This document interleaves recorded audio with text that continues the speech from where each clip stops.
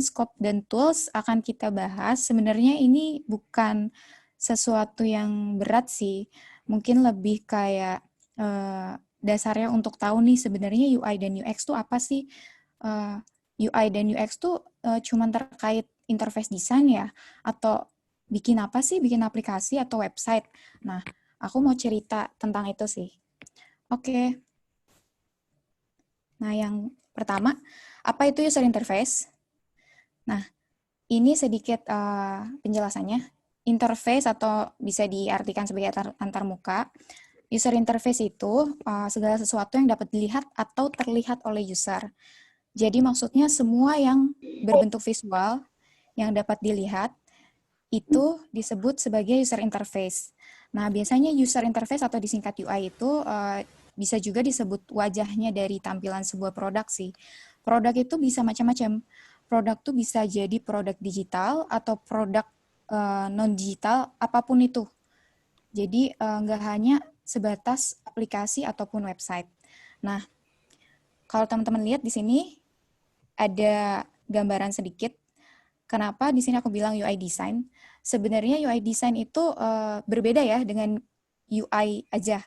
Nah, jadi kalau user interface itu tadi lebih ke tampilan, nah kalau desain ini, UI design ini, cara menampilkannya itu seperti apa sih? Nah, user interface itu erat kaitannya memang sama si UI design. Nah, elemen-elemennya itu diantaranya ada visual design, estetik atau keindahan, terus pattern, warna, bentuk, icon, dan lain sebagainya. Masih banyak lagi sih sebenarnya ini. Jadi UI itu nggak sebatas untuk ngedesain aja. Oke. Yang kedua, nah apa itu user experience?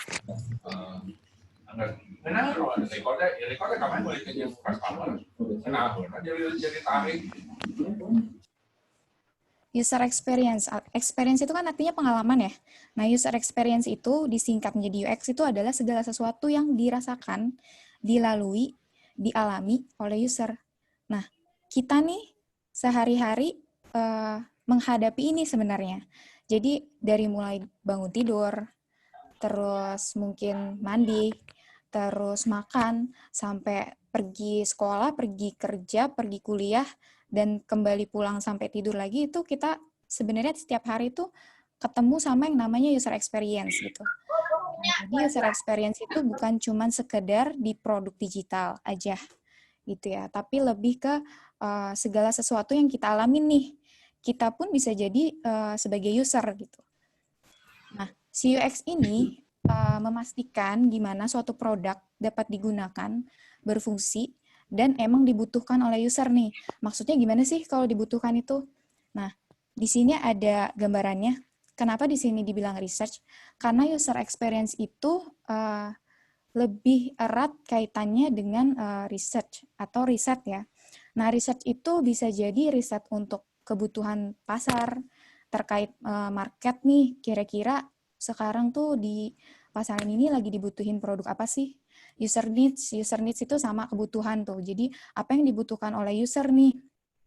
User behavior itu gimana sih kebiasaan user biasanya kalau misalnya pakai produk ini atau misalnya dia mengalami masalah dalam melakukan sesuatu, nah biasanya dia tuh ngapain, nah kayak gitu. Jadi ini contohnya tuh lebih ke data-data gitu sih, data-data terus interview, analitik, dan lebih ke user base gitu. Oke. Nah, selanjutnya nih, cakupan UI dan UX. Oke. Nah, ini gambaran UI dan UX. Kenapa lingkaran UI ini lebih kecil daripada UX dan dia berada di dalam? Karena sebenarnya si UI ini adalah bagian dari UX. Jadi UX itu cakupannya lebih luas karena dia juga mencakup si UI ini. Jadi kalau di UI ini ada grafik kayak tadi itu kan grafik, icon, tipografi. Pokoknya lebih ke visual nih, visual yang mau ditampil ini seperti apa sih visual produk kita yang pengen dilihat oleh orang itu seperti apa.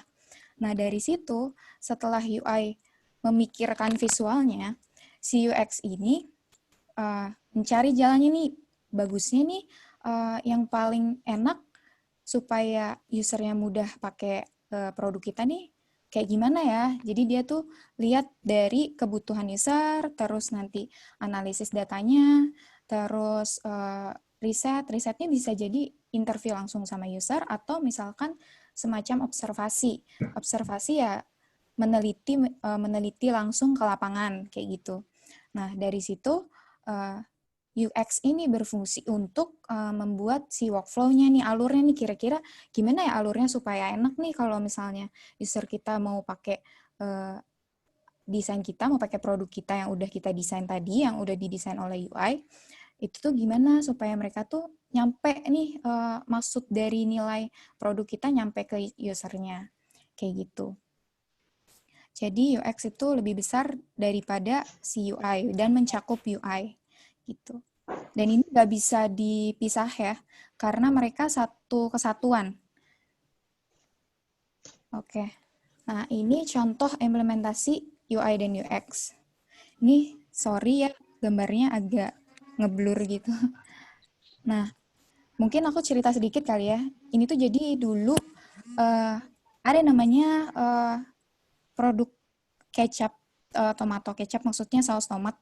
Nah, saus tomat pada tahun 1869. Nah, si perusahaan ini tuh dia menjual produk saus tomat dalam bentuk botol kaca. Ini di botol satu. Nah, ini produk pertama mereka nih.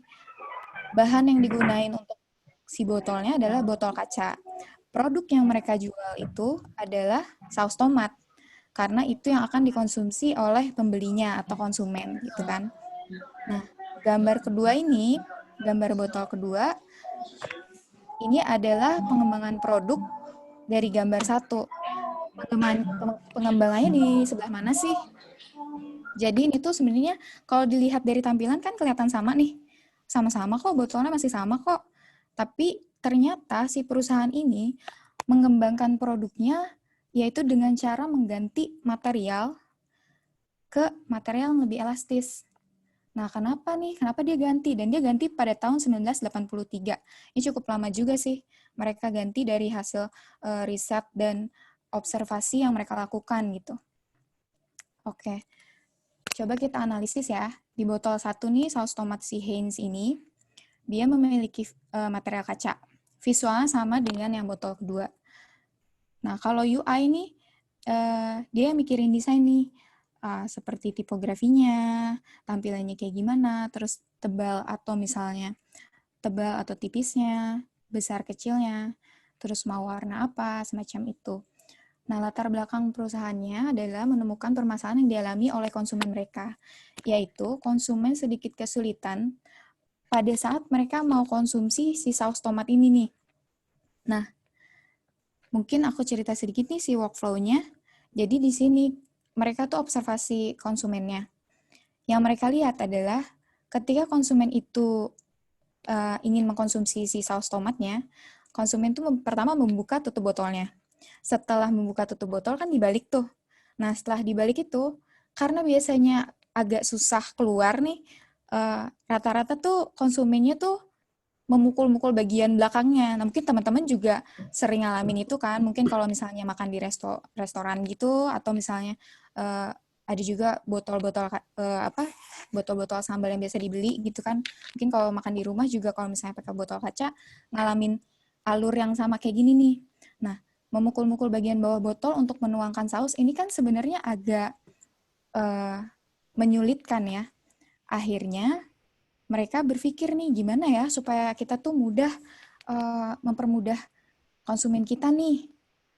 Nah, kita masuk ke analisis botol 2 nih. Botol 2 ini visual sama, masih sama kan? Tapi materialnya itu mereka ganti ke yang elastis. Jadi kayak semacam botol plastik, terus yang bisa dipencet gitu, kayak squeezy gitu. Nah, si produk ini tuh, produknya masih sama juga nih, saus tomat kan. Visual tetap sama, tapi perusahaan mengganti material untuk tujuannya meningkatkan user experience. Nah, alurnya sendiri sebenarnya tetap sama, ada tiga step ya, 3 langkah gitu, sama kayak yang ini kan. Cuman dia bedanya ada di step terakhir. Kalau step terakhir itu di botol 1 harus mukul-mukul dulu nih, kayak pasti kadang tuh kayak orang tuh kesel gitu kan, konsumen tuh kesel, susah banget sih keluarnya ini kok nggak bisa, padahal cuma pengen pengen makan saus tomat doang gitu. Nah yang di botol kedua ini, dia tuh karena materialnya elastis, jadi gampang untuk dipencet dan dituangin. Nah akhirnya mereka menggantilah ini gitu. Menggantilah si materialnya ini ke yang lebih elastis. Nah, ini tuh contoh implementasi UI UX yang ada di kehidupan kita sehari-hari sebenarnya. Jadi, nggak cuman sekedar aplikasi atau website UI dan UX itu. Nah, kesimpulannya apa sih dari yang si botol kecap Heinz ini, produknya saus tomatnya si Heinz ini? Yang pertama tadi UI-nya tetap sama, tampilan sama nih. Tutupnya di atas, ini di atas. Mereka juga tetap harus ngebalik, cuman UX-nya meningkat karena materialnya lebih elastis. Nah, dari bisnis, hasil setelah mereka mengembangkan produknya menjadi botol yang kedua ini, pada tahun 19 tadi, akhirnya si bisnisnya ini ketika dianalisis meningkat juga, karena secara nggak sadar tuh produknya tuh ketika digunakan kan lebih gampang tuh untuk dipencet, jadi lebih gampang dikonsumsi, sehingga si konsumen atau user, konsumen ini bisa dikatakan user ya, jadi user itu luas banget, cuman kalau untuk di produk ini, usernya adalah si konsumen. Nah, si konsumen ini secara nggak sadar akan lebih sering beli produk tersebut karena cepat habis gitu. Jadi, ningkat ke experience-nya dan juga ningkat ke bisnis untuk si company-nya atau perusahaannya itu sendiri gitu. Oke. Nah, ini contoh UI dan UX implementasi lainnya sih sebenarnya. Cuman kasih contoh satu. Nah, ini yang paling sering nih. Kan tiap hari pasti kita teman-teman mandi lah ya. Gitu kan. Jadi, ini aku contohnya sabun Lifebuoy sih. Nah, dia kan ada beberapa macam tuh. Aku kasih contoh yang satu sama kedua nih. Sebenarnya kan produknya sama, isinya sama. Nah, ini juga salah satu pengembangan UX dan UI juga karena bentuknya agak sedikit beda. Tapi di sini, di tutupnya ini, mereka riset berdasarkan user experience-nya. Kan kalau yang pertama, ini sama nih kejadiannya kayak tadi. Jadi buka dulu tutup sabunnya, terus dibalik, terus dipencet. Nah, yang kedua, itu kita tinggal pencet aja. Jadi akhirnya alurnya atau workflow yang tadi kita sebut itu jadi lebih singkat kan, sehingga mempermudah nih si usernya untuk menggunakan atau mengkonsumsi si produknya itu sendiri gitu. Nah ini contoh-contoh implementasi di kehidupan sehari-hari kita sebenarnya, kayak gitu. Nah ini ada quote sedikit. User experience is more than just a theory, but the life we live every day. Nah itu yang tadi aku bilang tuh. Jadi user experience itu sebenarnya nggak cuman teori aja, oh UX tuh gini loh, UI tuh gini loh, enggak. Tapi kita tuh sehari-hari sebenarnya nemuin itu gitu. Misalkan kalau kita naik Gojek nih, itu kita dari mulai pesen sampai naik, sampai tujuan, dan kita kasih bintang, itu juga kita mengalami user experience selama di aplikasi dan selama di perjalanan.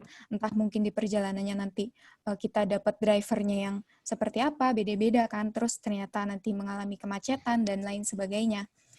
Nah, seperti itu. Jadi, makanya kenapa di sini dibilang life we live every day gitu. Oke. Nah, ini ada contoh lagi nih. Nah, kalau ini lebih ke perbandingan. Biasanya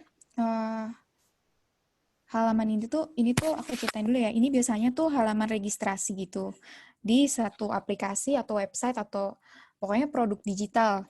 Nah, ini dibilang good kenapa? Karena di sini kan dia ada field atau kolom first name, terus di sini first name juga. Ini kayaknya mungkin mereka salah kali ya. Harusnya last name. Nah, yang terakhir adalah email. Ketika si usernya salah input emailnya, di sini kan dia kurang add nih. Langsung dikasih tahu, oh, oops, this doesn't look like a valid email address. Try adding add. Bahkan dikasih tahu sampai add-nya. Berarti sistem mereka sangat canggih dan sangat memikirkan UX-nya untuk si user nih, gimana bagusnya gitu. Nah, yang sebelah kanan kenapa disebut bad? Karena dia nggak tahu nih, ini cuman dibilang ada yang nggak valid nih, ada yang salah, tapi nggak tahu yang sebelah mana. Akhirnya, user mau nggak mau coba semuanya. Oh, yang ini kali, oh yang ini kali, oh yang ini. Mungkin ini masih bisa mereka coba. Oh, yang ini nih udah tahu nih yang email. Tapi kalau misalkan ternyata form registrasinya itu lebih dari 3 kolom atau 3 field, itu kan sangat menyulitkan sekali gitu. Jadi, uh, kalau secara di produk digital tuh contohnya biasanya seperti ini gitu. Oke. Nah, tadi kita udah pengenalan UI-nya, pengenalan UX-nya, terus cakupan si UX itu segimana sih, apa aja sih. Nah, sekarang bidang kerja UI dan UX nih. Mungkin kan kalau teman-teman mikirnya sekarang itu ya yang aku tahu gitu. Orang tuh kalau misalnya denger UI UX tuh pasti identik dengan mendesain aplikasi dan website gitu. Padahal sebenarnya nggak sebatas itu aja sih. Jadi aku mau cerita nih, bidang kerja UI UX itu luas banget, dan nggak harus anak desain doang yang bisa kerja di bidang UI UX. Nah, yang pertama nih, ada graphic design. Ini udah pasti sih dia bikin ilustrasi, terus tipografi, terus nanti dia juga mikirin fotografi Non, perspektif, terus juga bisa kadaluarsa, jadi dia kadaluarsa. Nyangke, di pangat. sorry.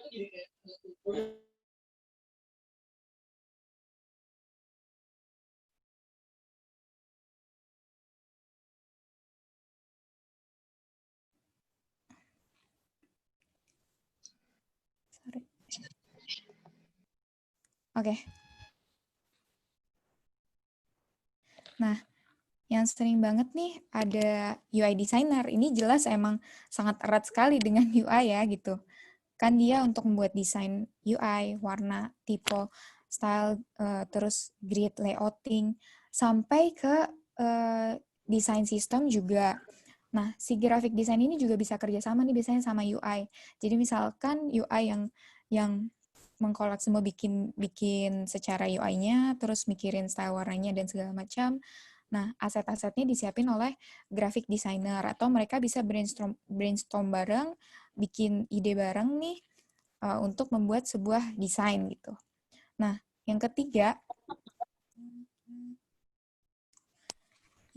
ini ada UX writer. Nah, mungkin teman-teman ada yang udah pernah dengar atau belum tentang si UX writer ini.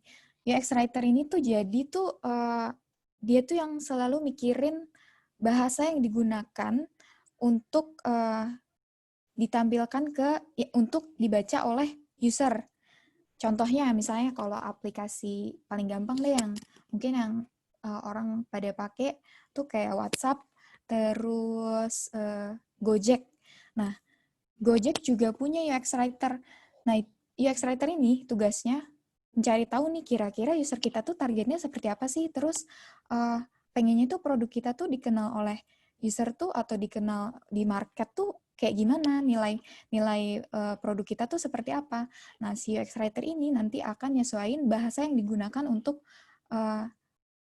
aplikasi tersebut atau apa bahasa yang akan ditampilkan ke user. Kayak penggunaan kamu dan Anda itu kan sangat berbeda ya. Jadi kalau misalnya pakai kamu tuh lebih lebih kayak friendly, lebih dekat, mungkin targetnya lebih milenial. Nah, kalau misalnya pakai Anda tuh mungkin lebih ke aplikasi-aplikasi formal dan lain sebagainya. Kayak gitu. Nah, jadi kayak kalau teman-teman nih dari mana aja ya banyaknya. Kalau misalkan dari psikologi atau misalkan dari anak data pun bisa nih untuk mencoba fokus ke UX writer misalnya gitu. Nah, kalau anak data nih biasanya yang udah biasa ngolah data, terus biasa bermain-main dengan data lah, itu juga bisa di UX researcher. Kenapa? Soalnya dia terbiasa mengolah data dan dia tahu juga gimana sih cara ngolah data itu, gimana sih cara ngedapetin kesimpulannya. Nah, tapi dia juga harus punya sisi psikologis. Maksudnya adalah, jadi kalau misalnya yang jurusannya psikologi nih bisa juga nih UX researcher, karena dia otomatis lebih sering mendengarkan, lebih banyak mendengarkan, sehingga dia akan mudah untuk melakukan riset-riset terhadap user gitu. Nah, setelah itu ada lagi UX engineer. Nah, UX engineer ini tuh sebenarnya dia mengerti, dia mengimplementasikan desain yang dibuat oleh UI UX designer ke dalam bentuk kode HTML, CSS, dan JavaScript. Nah, bedanya apa sih sama front end? Mungkin udah sering dengar gitu ya, front end apa ya? Kan sama aja gitu.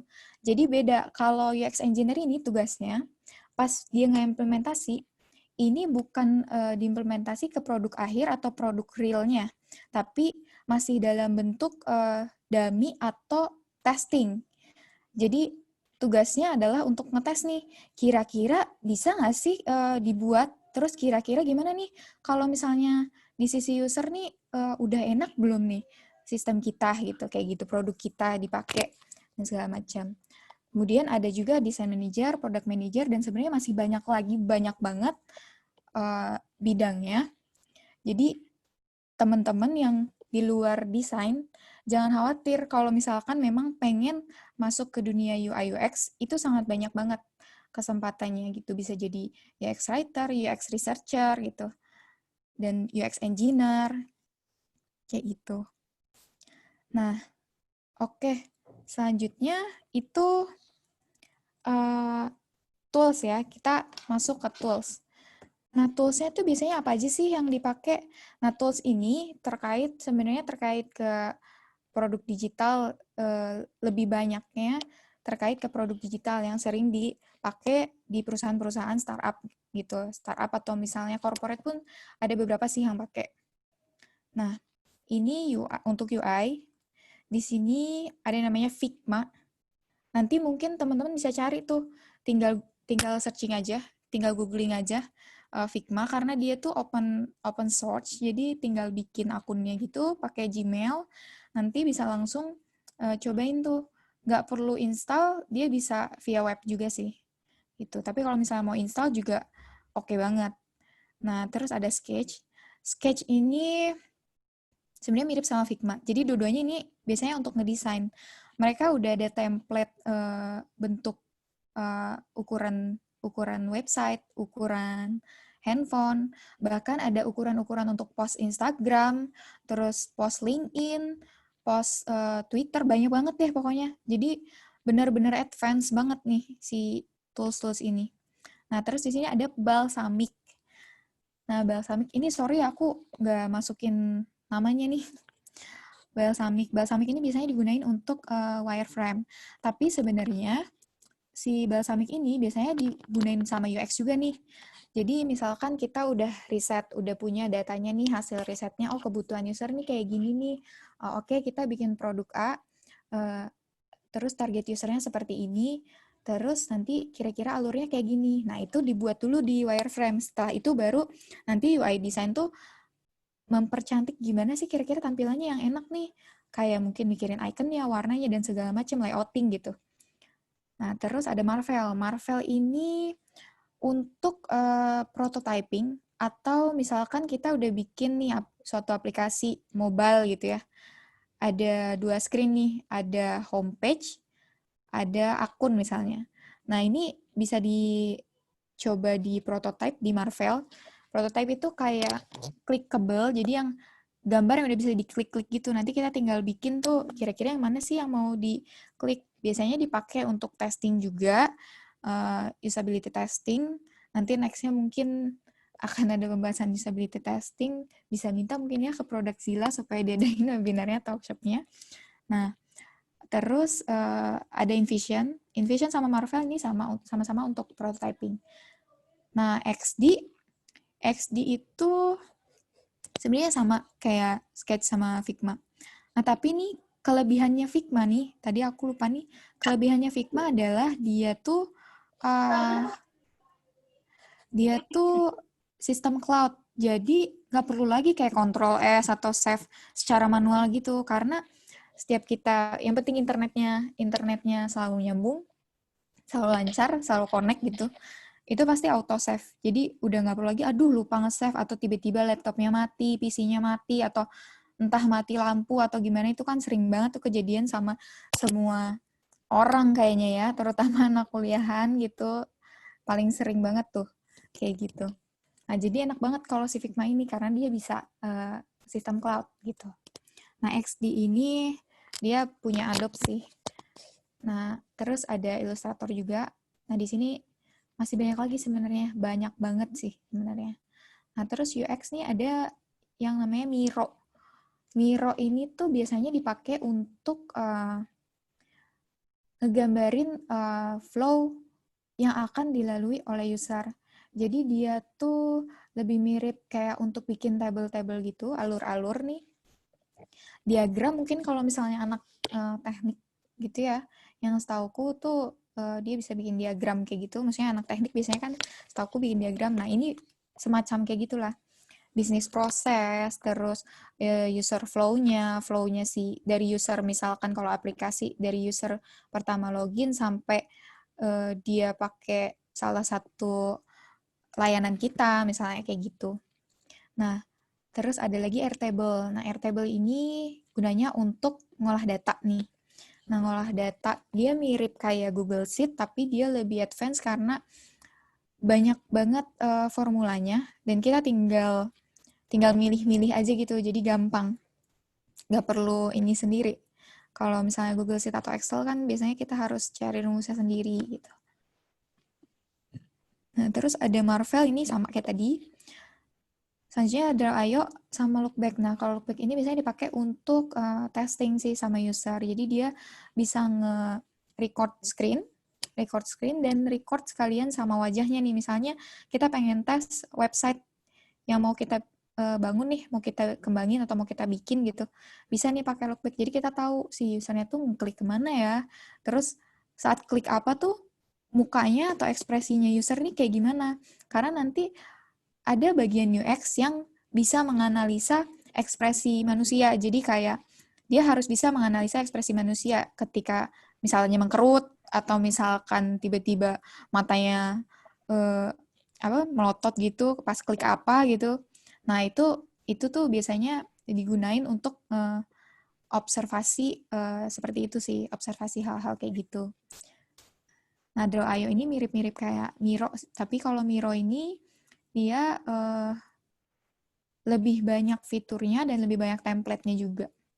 Jadi masih banyak juga yang lain-lain, nanti teman-teman bisa cari sendiri sih. Mungkin ini gambaran dasarnya aja. Oke, nah selanjutnya nih, setelah paham UI dan UX, terus ngapain lagi? Selanjutnya mau ngapain nih? Kan bingung nih, mungkin dari tadi teori terus ya ada beberapa contoh, teman-teman bisa bisa cari contoh lainnya, mungkin ya nanti bisa googling gitu. Cuman contoh-contoh yang dasarnya adalah yang tadi aku kasih gitu. Selanjutnya mau apa nih? Oke, aku kasih uh, suggestion ya atau saran gitu ya. Nah, apa yang bisa dilakukan selanjutnya?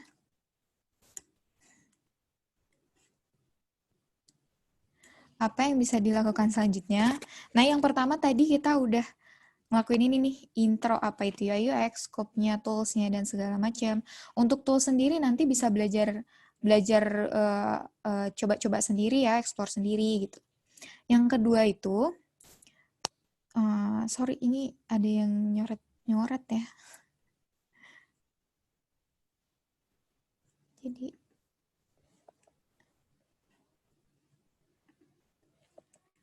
oke, kelihatan nggak ya ini?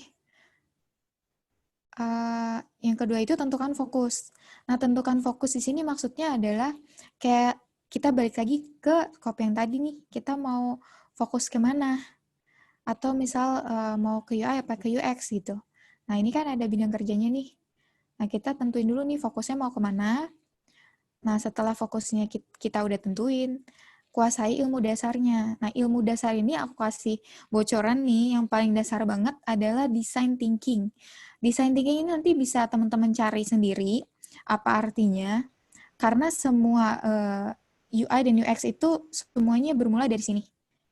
Dan ini sebenarnya kita terapin dalam kehidupan sehari-hari sih, gitu. Cuman sekarang banyak dipakai menjadi teori dasar si UI dan UX.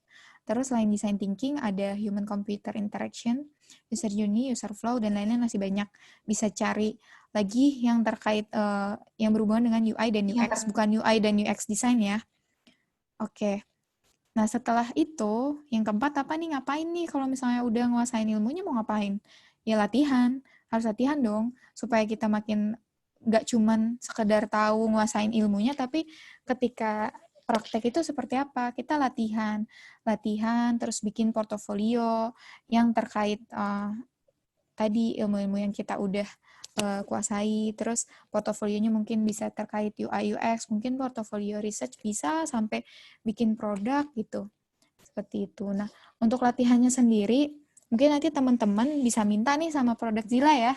Jadi untuk di-mentorin, karena mereka ada sistem mentor, nanti next-nya teman-teman bisa request sama Produkzilla untuk latihan ini. Jadi nanti mentoringnya kan akan terus nggak putus gitu. Kayak gitu. Oke. Ya, cukup sampai sini untuk pengenalan UI dan UX ya. Segitu aja. Terima kasih. Nah, ini untuk informasi lainnya, silakan hubungin. Bisa ke link-in aku. Nanti aku share via chat. Mungkin kita kembalikan lagi kepada Produkzilla ya. Mas Lukman, boleh dilanjut? Oke. Iya. Ya, makasih Mbak Anggi untuk materinya. Mungkin Iya. sedikit di-highlight aja ya dari materi barusan. Kita itu barusan ngebahas apa sih UI UX sama UI dan UX itu, terus cakupan di UI UX itu apa, bidang kerjanya di UI UX itu apa aja, terus mungkin barusan juga bahas soal tools-toolsnya ya. Mungkin aku ngebahas ulang lagi soal perbedaannya itu. Kalau UI itu mungkin emang lebih ke desainnya gitu ya, desain visual, tapi kalau UX tuh nggak di bagian situ, lebih ke apa yang ada di kehidupan sehari-hari. Dan itu nggak cuma bisa diimplementasiin di UI design gitu, tapi banyak di kehidupan sehari-hari, bahkan di product development. Dan mungkin sekarang juga di perusahaan-perusahaan besar tuh banyak juga yang lebih mentingin UI dan UX ini. Itu biar si penggunanya tuh ngerasa nyaman dan betah gitu make aplikasi itu gitu. Terus untuk mungkin kita lihat ke pertanyaan-pertanyaan dari teman-teman. Di sini ada beberapa pertanyaan yang nanya soal jurusan. Di sini ada yang tanya dari jurusan teknik bisa apa enggak, apakah harus dari jurusan desain. Mungkin tadi udah disinggung ya. Jadi kalau Iya, boleh UI sih. ya boleh Mbak langsung dijawab aja. Oke, mungkin dijelasin lagi kali ya. Jadi kalau misalnya nanya nih dari teknik, bisa nggak nih jadi UI designer atau misalkan mau ke dunia UX designer, itu sangat bisa. Bukan, ini dalam kehidupan nyata ya, saya mengalami sendiri. Karena kalau saya sendiri kan memang basicnya dari desain, tapi saya juga punya teman-teman nih, saya punya banyak teman-teman yang dari teknik, tapi mereka tuh akhirnya fokus ke UI design sampai ke UX design, akhirnya mereka bisa ngedesain dan juga riset, dan bagus-bagus loh teman-teman ini. Jadi sebenarnya nggak sebatas hanya untuk desainer aja. Yang penting tadi ketika kita pengen masuk ke dunia itu, yang suggestion tadi, mungkin aku boleh sharing screen lagi, sorry Mas Lukman. Boleh Mbak, boleh. Iya, ini kayaknya belum bisa nih. Oh, bentar. Mangga Mbak, dicoba lagi. Oke. Ya, nah ini tadi tentuin kan kalau misalnya dari teknik nih, kuasain dulu nih ilmunya nih, kayak gimana sih. Terus setelah kuasain tuh latihan. Supaya apa? Supaya teman-teman setelah latihan itu, teman-teman punya porto. Karena kan mungkin kalau misalnya dari teknik, porto sisi desainnya tuh mungkin belum ada ya, aku juga nggak tahu. Tapi kadang-kadang dari teman-teman teknik tuh ada juga sih yang ketika tugas akhirnya itu bikin aplikasi, misalkan bikin web atau apa. Nah, itu teman-teman bisa kembangin dari situ juga, gitu. Jadi, supaya nanti ketika misalkan mau apply sesuatu atau misalkan pengen jadi freelance nih, kan klien kita itu akan ngelihat nih portofolio kita tuh seperti apa sih gitu. Dia sebenarnya nggak akan lihat kita dari mana sebenarnya. Yang paling akan dilihat itu adalah ketika porto kita sangat menarik, resume atau CV kita sangat menarik, itu mereka udah nggak lihat lagi kita jurusan apa. Gitu sebenarnya. Oke, Mas Lukman. Oke, kita ke pertanyaan yang lain. Ini ada yang tanya, apakah ada syarat untuk bergabung ke komunitas Produkzilla? Mungkin dari aku pribadi aja yang jawabnya. Iya, Kalau untuk syarat mungkin kita nggak ada syarat khusus, yang penting ada kemauan dan interest di product design. Di sini product design itu product development, untuk UX desainnya. Nanti kan barusan juga dibahas soal di Produkzilla ini bakal ada resource-nya, itu luas kok. Jadi di UX ya, di Produkzilla ini sangat luas, nggak terpaku harus ada syarat apapun. Yang penting ada kemauan dan interest yang tinggi di product design gitu. Oke, lanjut ke yang lain. Oke. Ini ada pertanyaan dari Anonymous yang perbedaan UI UX designer dengan UI UX engineer itu apa sih, Mbak? Oh, UI UX engineer. Tadi kita bahas di sini nih. Nah, jadi tadi sebenarnya UX engineer sih. Nih bisa juga UI UX engineer. Nah, dia tuh implementasi desain yang dibuat sama UI UX designer. Jadi kalau misalnya UI UX designer itu dia hanya sebatas mock-up atau misalnya dia ngedesain untuk aplikasi atau website satu screen ini, screen homepage, screen akun atau apa gitu, misalnya satu fitur gitu. Nah, dari situ sama si engineer ini di coding nih pokoknya dirubah jadi dalam bentuk kode HTML atau CSS dan JavaScript. Nah, tujuannya untuk apa? Untuk ngetes ke user. Jadi setelah mereka implementasi desain yang dibuat oleh UI UX designer, mereka implementasi dalam bentuk kode, mereka itu akan tes langsung ke target usernya yang sesuai dengan target user yang udah ditentuin sama produk gitu, sama produk kita. Kayak gitu. Nah, nanti setelah dites itu pengen tahu feedback-nya seperti apa gitu. Apakah ada kesulitan atau misalkan apakah dari secara sistemnya itu berfungsi dengan baik atau enggak nih gitu. Kayak gitu. Mungkin seperti itu sih perbedaannya.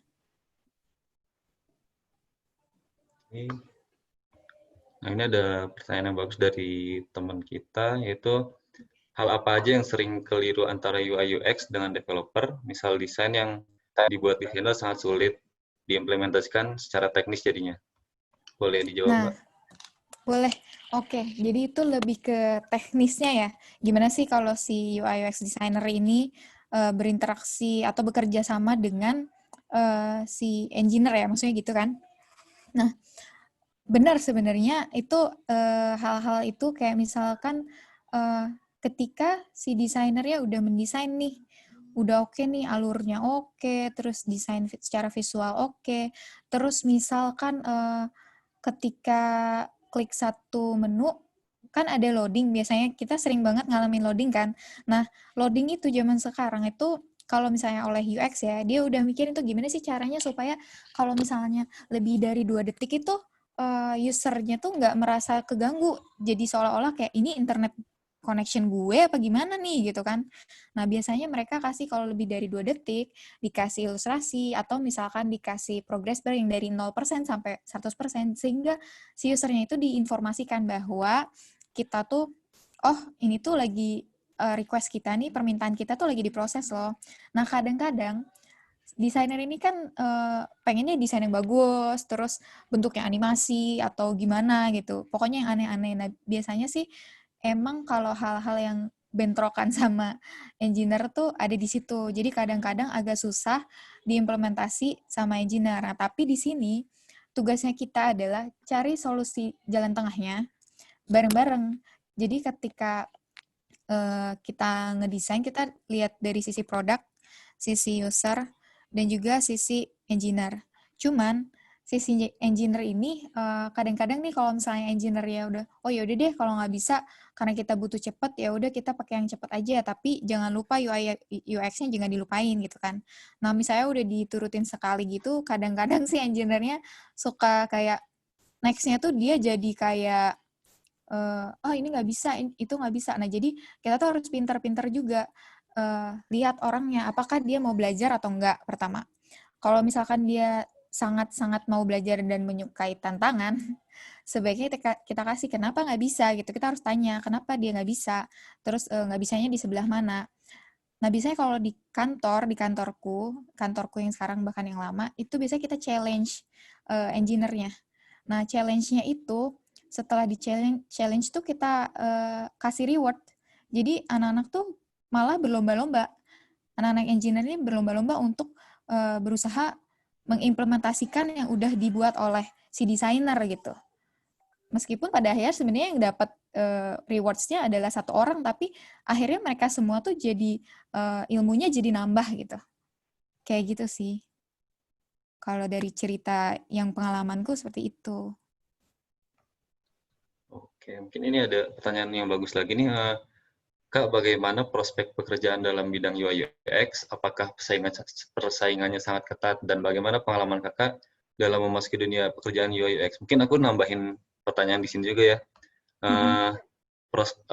Kesempatan kerja di bidang UI UX bahkan di kondisi pandemi kayak gini tuh gimana, Mbak? Ditambahin aja aku dari sini. Oke. Di kondisi pandemi kayak gini, sebenarnya ini ya kalau teman-teman tuh kalau yang pengen banget masuk ke dunia UI UX itu harusnya sangat-sangat bersemangat ya. Soalnya meskipun pandemi kayak gini, nah si bidang UI UX ini tuh karena luas banget dan dibutuhkan di setiap perusahaan apapun, meskipun bukan digital. Contoh satu, aku kasih contoh IKEA pernah denger kan ya pasti. Itu kan dia jual furnitur yang lucu-lucu, visualnya bagus gitu kan, estetik banget gitu kan.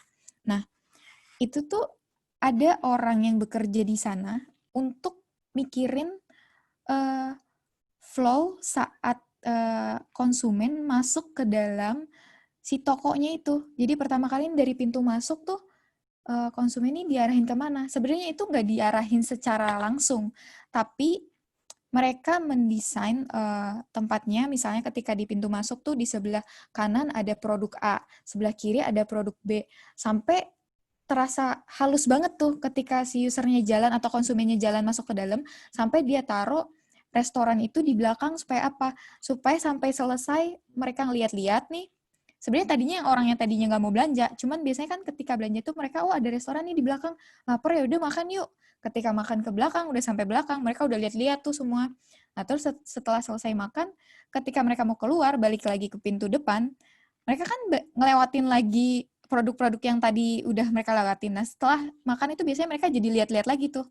Akhirnya yang tadinya nggak belanja atau misalnya belanja cuma satu, jadi banyak gitu. Nah itu tuh salah satu kerjanya UX juga loh gitu. Jadi kayak kalau misalkan ditanya prospeknya segimana, luas banget karena nanti tuh akan mencakup ke sebenarnya ada yang lebih besar dari ini namanya customer experience. Nah, itu akan bisa mengarah ke sana kalau misalnya teman-teman udah expert banget nih gitu. Jadi kalau ditanya prospeknya si UI dan UX ini nggak hanya produk digital tapi semua yang kita alamin itu atau selama masih ada kebutuhan manusia, masih ada manusia yang menginginkan sesuatu gitu ya. Pasti kan setiap manusia punya keinginan, yaitu nggak akan mati tuh si UI dan UX ini. Gitu. Oke. Lanjut ke pertanyaan selanjutnya. Kenapa UI UX secara bayaran lebih mahal daripada engineer, padahal terlihat seperti drag and drop doang gitu, Mbak? Hal apa yang paling valuable itu? Bisa dijawab, Mbak. Kalau lebih mahal, Ya nggak tahu ya, mungkin di perusahaan kan mungkin beda-beda juga, cuman aku nggak tahu sih. Tapi mungkin masuk akal lah ya. Kenapa lebih mahal? Karena pertama, kalau dari yang pengalamanku sendiri ya, sama yang udah pernah di perusahaan-perusahaan lainnya gitu, perusahaan sebelumnya, itu tuh si UI ini sama UX itu kan dia bertanggung jawab untuk sampai ke revenue juga nih. Maksudnya dia kan bekerja sama dengan product manager misalnya, sama yang kita mikirin produk. Jadi nggak hanya cuman untuk tampilannya seperti apa, tapi juga produknya mau kayak gimana gitu. Nah, terus juga kita mikirin nih kebutuhan atau keinginan dari yang saat ini lagi dipengen sama user nih apa sih gitu. Contohnya apa ya? Kalau misalkan Apple tuh sebenarnya Apple tuh kan produk yang benar-benar VIP banget tuh. Nah, itu salah satu contoh yang dia benar-benar bisa ngejualnya. Nah, cara dia presentasi tuh Steve Jobs tuh emang bagus banget sih. Jadi kayak dia menjual sesuatu yang sebenarnya waktu itu belum ada dan mungkin itu dibutuhkan nih sama user nih. Akhirnya dia cobalah bikin itu sama timnya dan coba jual presentasikan ke pasar gitu. Akhirnya mereka semua, oh iya nih gue butuh nih, selama ini gue nggak nggak punya kebutuhan yang kayak gini gitu. Dari yang mulai iPod cuman untuk musik doang gitu. Terus ada juga yang punya kamera, ada juga yang handphone apa gitu kan. Nah, dia satuin semua tuh di dalam si iPhone itu, bisa denger musik, bisa pakai kamera gitu kan. Terus juga bisa chat dan segala macam gitu, bisa juga video call gitu. Nah, itu tuh tergantung kebutuhan user juga. Nah, makanya kenapa mungkin bayarannya adalah dia tuh jadi lebih tinggi karena sebenarnya kita mikirin semuanya juga gitu. Kayak gitu. Nah, si iPhone ini kan juga termasuk touchscreen pertama kan, jadi kayak wow banget waktu itu gitu. Oke, nah mungkin itu sih dari aku. Oke, Mbak. Oh, ini nih ada nih. Ada yang bahas soal portofolio. Cara membuat portofolio yang baik untuk memulai karir sebagai UI atau UX design itu gimana, Kak? Cara membuat portofolio. Sebenarnya ini tuh harusnya ada sesi sendiri sih.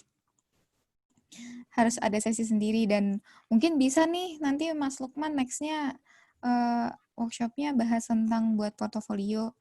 Nah, itu tuh yang pasti pertama tuh kita ketika membuat portofolio, kita tentuin dulu nih, ini tuh goals-nya apa sih kita bikin portofolio? Misalnya goals-nya pengen supaya ketika orang ngelihat portofolio kita tuh, kita kenal nih, dikenal sebagai apa gitu. Nah, dari situ setelah nentuin goals, kita bisa mulai susun nih kira-kira yang mau ditampil ini apa aja supaya kita dikenal sebagai siapa gitu. Nah, untuk teknisnya sih agak susah juga sih dijelasin di sini kali ya. Tapi itu tergantung sih nanti mungkin kalau misalkan ada sesinya sendiri ya bisa tuh dibantu teman-teman untuk bikin portofolio gitu.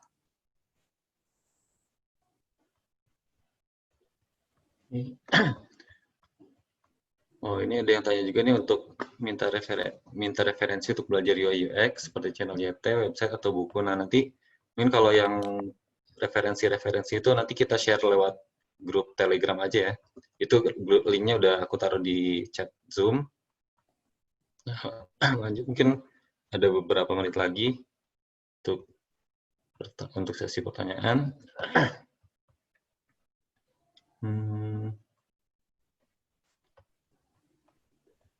Tips. Oh, ini mungkin ada dari teman kita yang bingung dan tanya, Kak, izin meminta saran. Sekarang saya kan di diploma. Nah, saya bingung saya lanjut ambil sarjana atau ambil kurs UI UX design. Terima kasih banyak, Kak, sebelumnya. Boleh, Kak, Oh, dijawab? eh, Juga ambil bingung. course ambil course UI, ambil course juga bisa, tapi sarjana juga penting sih sebenarnya. Sebenarnya itu tuh bisa jalan dua-duanya kalau misalkan teman-teman mau gitu ya. Jadi sambil ambil course ya sambil ambil sarjana gitu. Nah, tapi sarjananya ini maksudnya sarjana apa ya?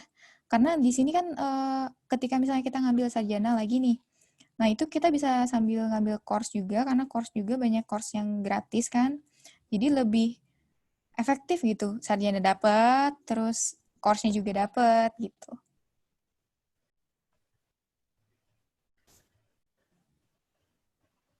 Terus ini ada ada juga yang mungkin ini dia pengalaman sebagai front end nih. Aku udah 2 tahun jadi front end, tapi aku ngerasa gak enjoy dengan kerjaanku gitu. Kalau aku mau jadi UI UX, itu harus mulai dari mana? Apakah harus dari entry level banget atau gimana, Mbak? Ini pasti banyak yang Oke, ngerasain sih sebenarnya. oke. Nggak enjoy ya? Hmm, jadi awalnya sebenarnya sih aku punya teman juga yang kayak gitu. Nah, itu tuh bisa banget sebenarnya nih dari pertama nih pahamin dulu nih si UI dan UX itu kayak gimana. Kan ini teman-teman udah paham nih intronya kayak gimana. Nah, mulailah fokus ke yang tadi. Balik lagi. Nah, tentuin fokusnya, kuasain ilmunya. Nah, terus dari situ latihan dan bikin portofolio. Nah, saat kita kuasain ilmu ini emang kita harus benar-benar, maksudnya ini yang aku kasih, ini dasarnya aja. Dari sini teman-teman tuh bisa kembangin sendiri, bisa nyari sendiri gitu. Nah, nanti kalau misalnya udah masuk grup Telegram Produk Zilla, mungkin bisa saling sharing-sharing channel-channel yang bagus untuk belajar UI UX tuh apa aja. Nah, kalau tools itu sebenarnya lebih gampang untuk dipelajari. Tapi saranku sebenarnya lebih kuasain ilmunya dulu nih, ilmu dasarnya. Karena tools itu sebenarnya gampang banget dipelajarin gitu. Itu kan lebih ke praktek ya. Tapi si ilmu ini merubah cara pola pikir kita gitu. Nah, itu yang harus kita gali perdalam lagi gitu. Nah, dari situ yang setelah itu kalau misalkan mau beralih ke UI UX, ini yang paling penting. Portofolio ini setelah dari ilmu-ilmu yang dipunya ini sebenarnya ini tuh uh, bisa jadi apa ya, kayak kuncinya kita banget nih ketika misalnya kita mau apply atau misalnya kita mau nyari klien nih sebagai freelance gitu. Nah, mereka tuh pasti lihatnya porto kita udah pernah bikin kayak gimana aja sih, ngedesain kayak gimana aja sih gitu.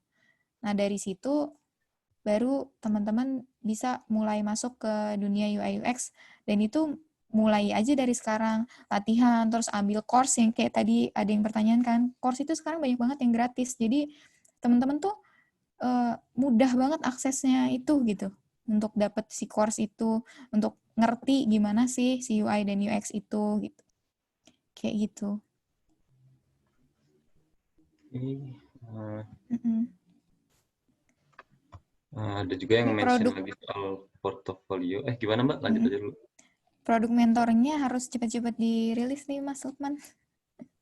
Oh iya, siap. Iya, buat teman-teman yang benar-benar pengen latihan nih, kayaknya udah banyak banget.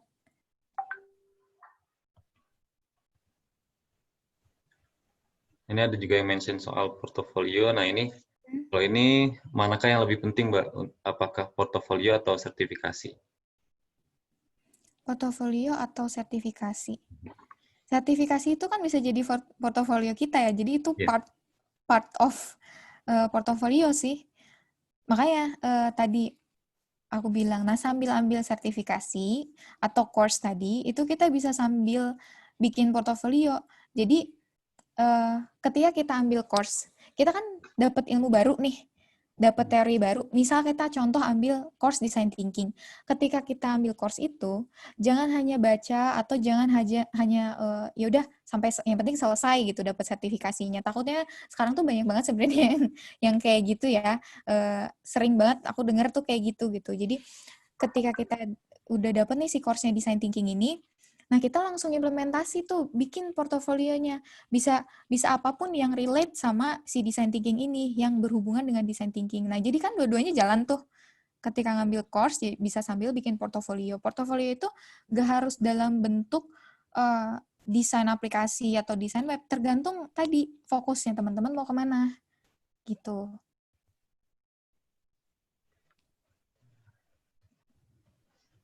Ini ada yang tanya soal, mungkin ini ada agak teknis ke UI UX-nya nih, Mbak. Apakah saat pembuatan user journey dan user flow harus melalui step interview dengan user terlebih dahulu, atau bisa based on pemikiran orang UI UX atau PM-nya, Mbak? Oh, oke. Itu bisa dua.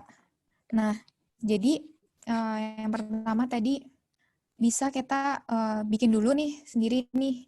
Berdasarkan mungkin biasanya kalau PM nih, product manager itu punya BISPRO-nya dulu kan, bisnis proses. Bisnis proses kita tuh kayak gimana sih?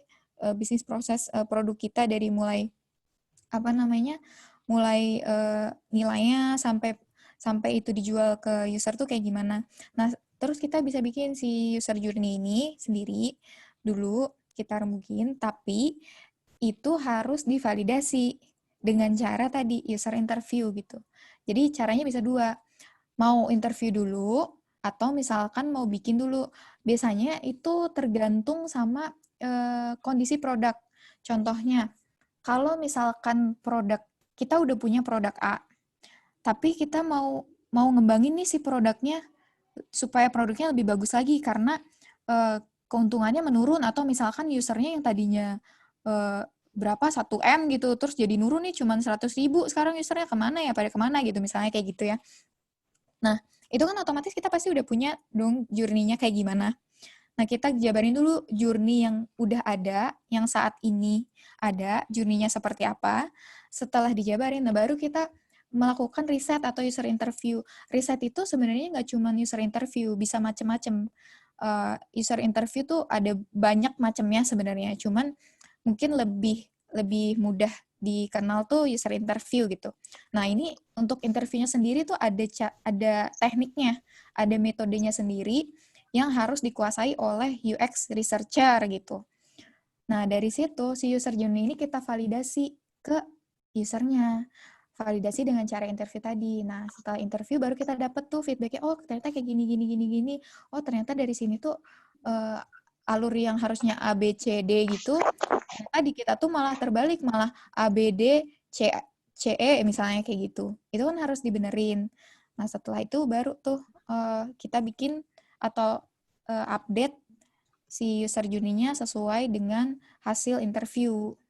Kayak gitu.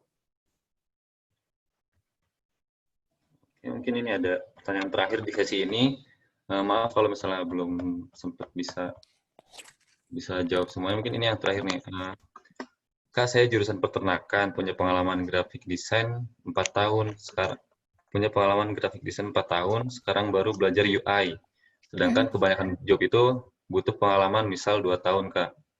Itu gimana, Kak? Oh, Di jurusan peternakan. jadi dia dari jurusan peternakan ya? Iya. Oke, terus udah 4 tahun di graphic design. Dan Nah, sekarang baru belajar UI gitu. iya sih. Kalau saranku sih, kalau misalnya baru belajar UI, tadi fokusin ke sini. Cuman itu bisa ngambil course-course juga, bikin portofolio, dan cari link sebanyak-banyaknya. Kan sekarang banyak banget tuh misalnya, kalau yang udah sering banget denger sih mungkin 99 Design. Jadi freelance dulu itu bisa. Atau misalkan bikin project nih, project yang besar, atau nggak perlu besar sih, bikin suatu ide untuk produk yang bisa jadi solusi user gitu. Nah, dari situ nanti kan udah ada pengalaman nih, pengalaman sendiri. Nah, tapi selain itu tuh teman-teman juga bisa cari yang intern dulu. Karena biasanya kalau intern tuh dia nggak lihat berapa lama pengalaman kita sih. Jadi biasanya kalau misalnya startup gitu ya, itu bisa juga apply tuh intern ke startup atau misalnya intern di corporate mana, itu bisa yang ada UI dan UX-nya gitu. Nah dari situ, yang penting saat kita intern itu, kita udah bawa semua ilmu yang terkait UI UX, jadi nggak benar-benar dari awal. Sehingga ketika kita intern, kita benar-benar memberikan sesuatu ke si perusahaan itu dalam bentuk si UI UX ini. Jadi kayak, oh ini loh meskipun gue udah 4 tahun nih di grafik, tapi gue tuh pas intern tuh gue all in gitu. Gue benar-benar ngerti, gue benar-benar paham si UI UX ini kayak gimana gitu. Coba aja cari intern di startup, kayak mungkin Tokopedia gitu. Traveloka aku nggak tahu sih, mungkin ada sih. Temen-temenku ada juga yang di sana soalnya. Nah itu mereka banyak juga buka untuk intern gitu. Nah sangat open sih, sangat banyak, dan itu kalau sekarang tuh ya semuanya serba via LinkedIn. Untuk nyari kerja, sharing CV, terus misal mau bikin workshop juga bisa. Nah, itu LinkedIn-nya jadi harus dipastikan untuk up to date gitu ya. Benar-benar ngegambarin ya kalau misalnya orang tuh ngelihat LinkedIn kita tuh, oh ya ini, kita tuh pengen dikenal sebagai ini loh gitu. Kita tuh seperti ini, orang tuh tahu kita tuh siapa gitu. Kita tuh apakah kita product design, apakah kita graphic design, atau kita UI design gitu. Nah, dari LinkedIn tuh bisa cari-cari juga tuh intern-intern startup gitu. Tokopedia, dan lain-lain, masih banyak sih. Kayak gitu.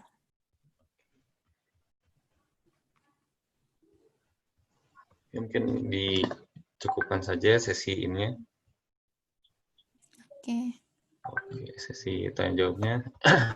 Teman-teman jangan lupa isi form feedback yang ada di chat Zoom ini. Terus kita sekarang ada sesi foto nih. Teman-teman boleh dinyalain kameranya? Boleh dinyalain.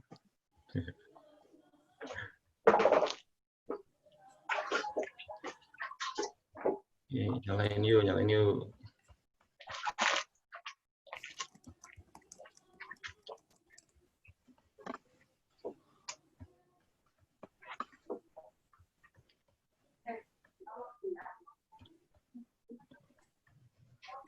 Thanks ya udah pada join di sesi pertama dari Produkzilla nih. Nanti bakal ada sharing-sharing dari Produkzilla selanjutnya. Oke, yang lain mana?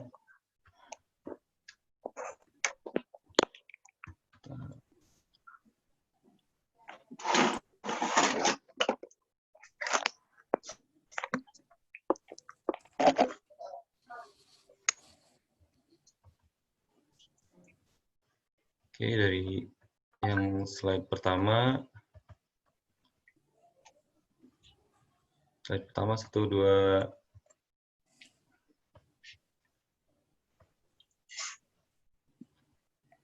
Oke.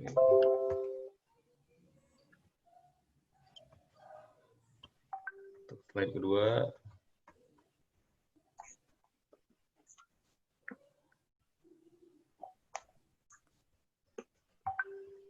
Oke, untuk slide ketiga.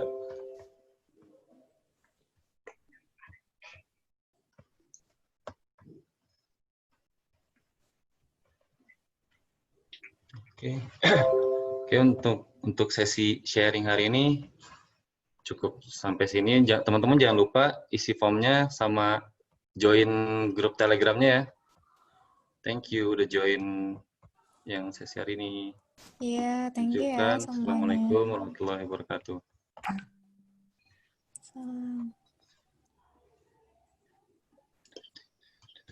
Mas Hafid, stay Mas Hafid. Halo, Halo Mas Hafid. halo Mas Yuri.